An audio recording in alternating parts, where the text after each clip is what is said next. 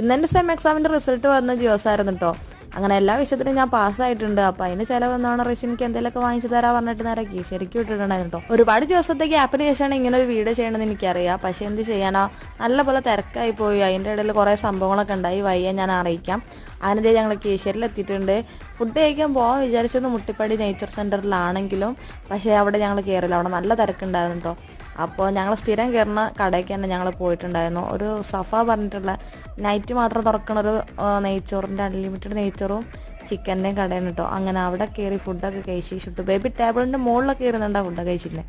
അങ്ങനെ ഇതാണ് കേട്ടോ ആ ഒരു ഷോപ്പ് വരുന്നത്. രാത്രി അതിലൂടെ പോണ ആർക്കായാലും പെട്ടെന്ന് കണ്ടാൽ മനസ്സിലാവും.